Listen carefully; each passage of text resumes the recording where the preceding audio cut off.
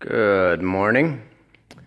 Today we're going to be going over fuel pump upgrades on these 99 to 04 New Edge Mustangs.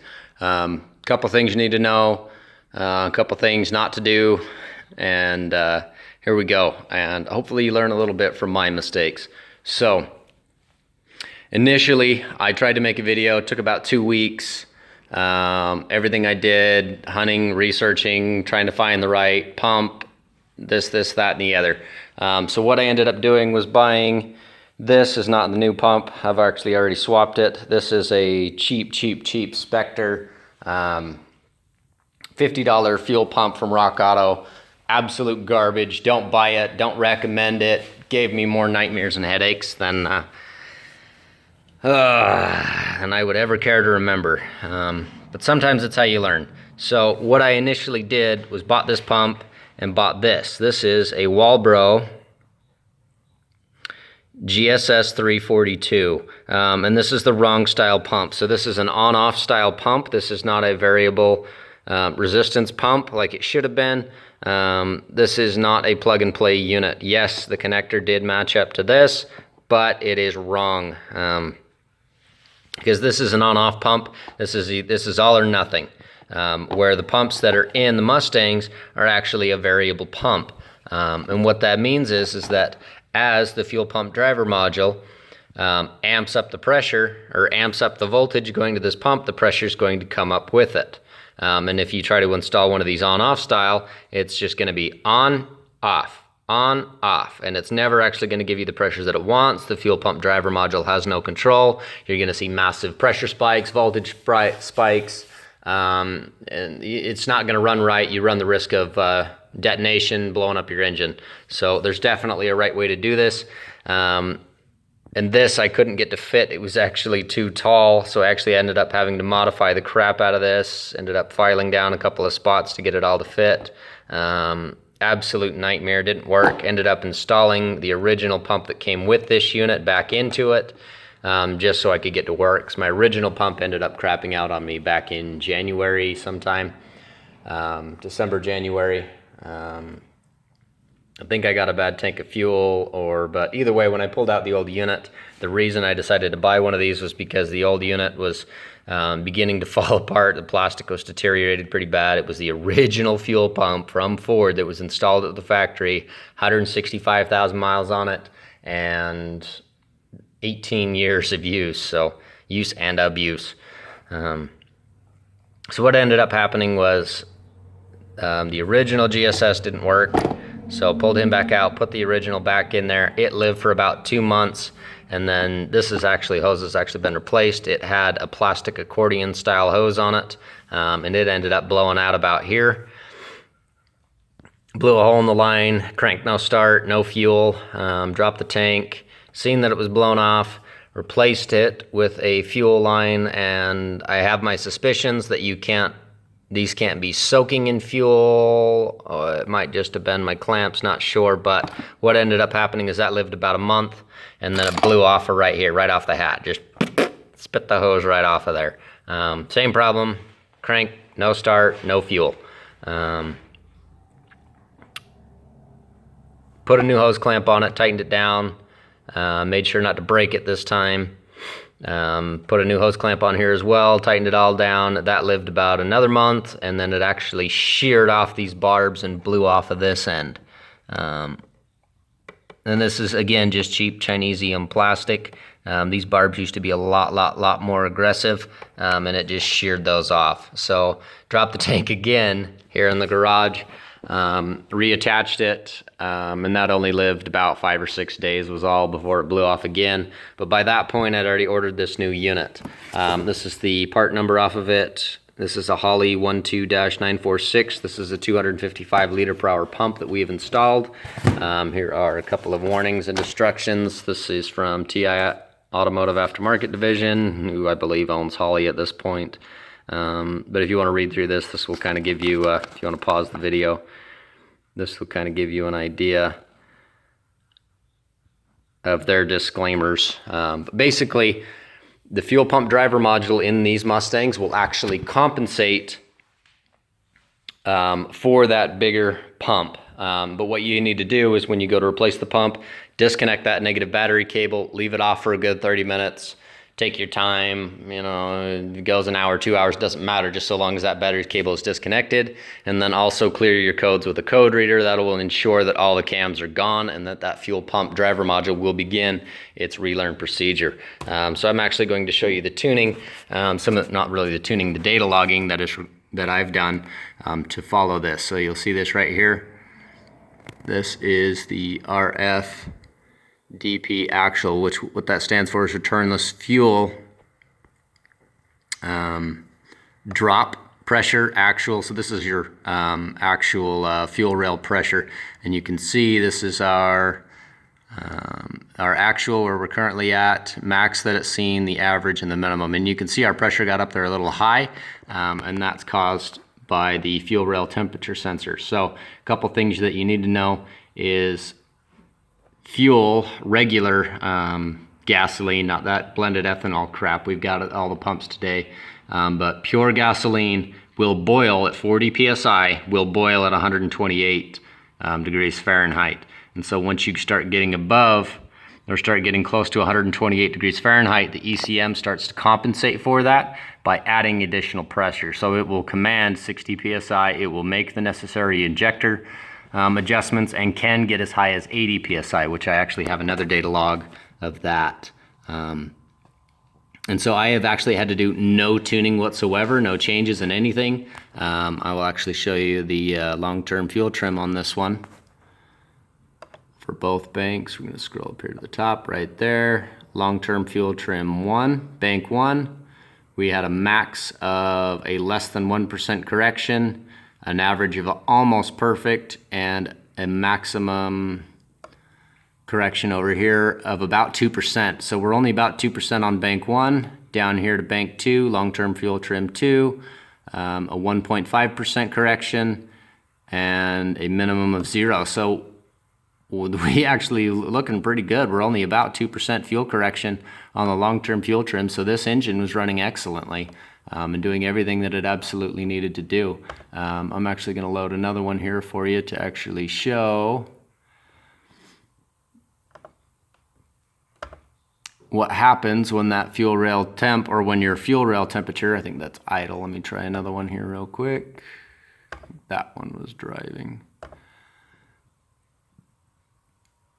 Give this thing just a minute to think. There it is. And don't pay any attention to the chart. This is just basically how I can graph it and kind of scroll through this. You can see all the values over there changing. I can see exactly what happened when, where, and then try to decipher the why it happened. But on this one, the engine was running a lot hotter. Ambient temperature was up there. It was getting close to 100 degrees. And like I said, that fuel boils at 128 degrees. So you can see right here, our returnless fuel rail temp was sitting at 142 degrees. Fuel pump actual pressure, 45 psi with a maximum of 67. So you can see that fuel, or that the ECM is compensating significantly. At this point, I actually didn't understand this fuel rail temperature compensation. Actually had to do a lot more research. I was actually panicking. I was looking at the wrong data log because it was hot. Finally realized that, hey, it will jack that pressure way up, way over 40 psi once you start to get up to about 128 degrees Fahrenheit. And what happens is, and I will actually show you guys where it does that. So right here, this is the chart. Minimum fuel pressure to keep fuel from boiling. You can see anywhere at about negative 256 degrees Fahrenheit, it wants about 70 psi on that rail. And once you get, about 0 to 122 degrees, it wants a perfect 40 psi. This is primarily where it's going to operate.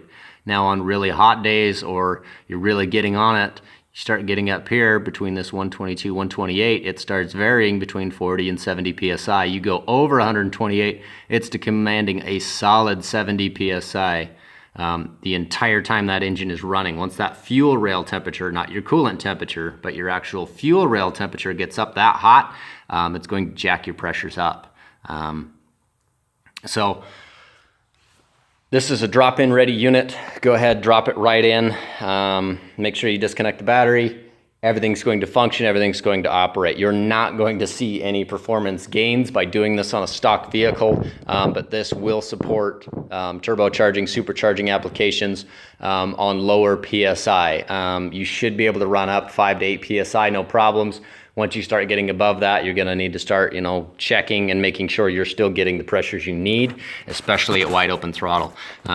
Now, the software that I'm using, this is actually Binary Editor that I'm using to tune this Mustang.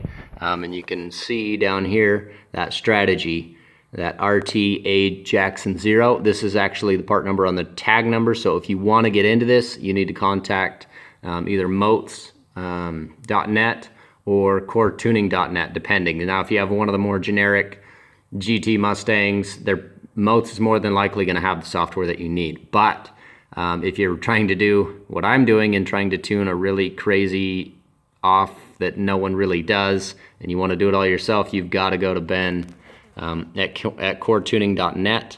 Awesome guy, he'll help you out. But that strategy is what he needs to know to see if he can support it. They've also got a couple of